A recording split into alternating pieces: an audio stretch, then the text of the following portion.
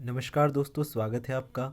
और एक जानकारी, आज की 26 अगस्त 2021 को श्रम एवं रोजगार मंत्रालय द्वारा एक पोर्टल लॉन्च किया जा रहा है, जिसमें कामगारों को काफ़ी अच्छा एक रिकॉर्ड रखा जाएगा।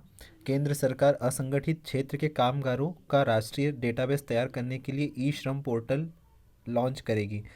असंगठित क्षेत्र के कामगारों अर्थात कि जो मजदूर, जो कर्मचारी सरकार के नियमों के अधीन काम नहीं कर पाते हैं, जैसे कि जो संगठित क्षेत्र के मजदूर या कामगार रहते हैं, वो लोगों को सरकारी नियमों के अनुसार सभी वेतनमान, भत्ते, छुट्टियाँ, पीएफ इत्यादि सभी सुविधाएं उनके पैमानों के अंतर्गत दी जाती है। परंतु असंगठित क्षेत्र के जो कामगार होते हैं, वे काफ़ी परेशान रहते हैं, क्योंकि उन पर सरकारी नियमों के अनुसार उनके काम करने के घंटे, उनके वेतनमान, भत्ते इत्यादि जो प्राइवेट या निजी जो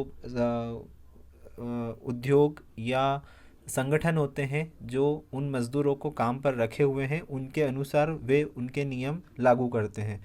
तो केंद्र सरकार द्वारा एक यह अच्छा पोर्टल लॉन्च किया जा रहा है, जिसमें असंगठित क्षेत्र के कामगारों को सरकार की सभी सामाजिक सुरक्षा योजनाओं का लाभ मिल सकेगा। सरकार को उम्मीद है कि ई श्रम पोर्टल पर असंगठित क्षेत्र के 38 करोड़ श्रमिकों का पंजीकरण हो सकेगा। अभी सरकार के पास कोई डेटाबेस नहीं है, जिससे असंगठित क्षेत्र के कामगारों की संख्या का सही पता नहीं चल पाता है। इससे उन तक योजनाओं का लाभ भी ठीक से नहीं पहुंच पाता है। पहचान पत्र और आधार कार्ड की तर्ज पर श्रमिकों को उनके काम के आधार पर अलग अलग श्रेणियों में बांटा जाएगा।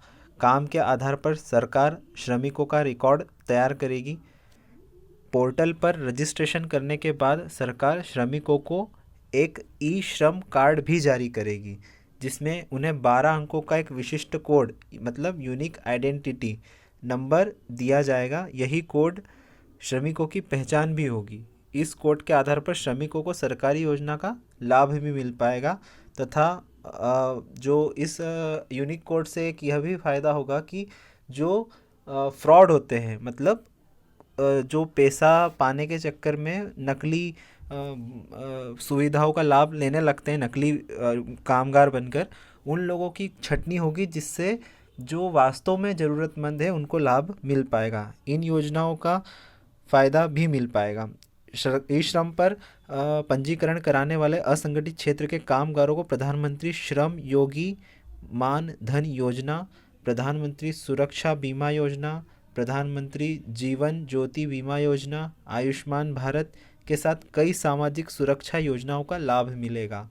पोर्टल से श्रमिकों के आंकड़े व जानकारी जुटाई जाएगी। इससे सरकार श्रमिकों के लिए नई योजनाएं बनाएगी। इसका लाभ निर्माण क्षेत्र में काम करने वाले मजदूरों, प्रवासी श्रमिकों, रेहड़ी पटरी वालों के साथ कृषि और घरेलू कामकाज में लगे श्रमिकों को भी फ़ायदा मिलेगा।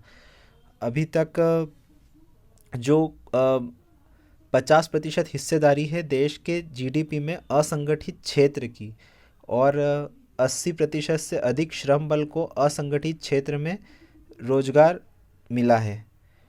40% से अधिक श्रम बल संगठित क्षेत्र का कृषि कार्यों में है। 8% श्रम बल इंडस्ट्रियल और 12% सर्विस सेक्टर संगठित क्षेत्र में वर्तमान में है। अगर कुल श्रम बल में हिस्सा देखा जाए तो कृषि में ही सिर्फ संगठित क्षेत्र के 0.2% और असंगठित क्षेत्र के 42.3% हिस्सेदारी है। अगर कुल देखा जाए तो संगठित क्षेत्र के मात्र 18.6% ही हिस्सेदारी है, और असंगठित क्षेत्र की ही 80% से भी अधिक 81.4% हिस्सेदारी है।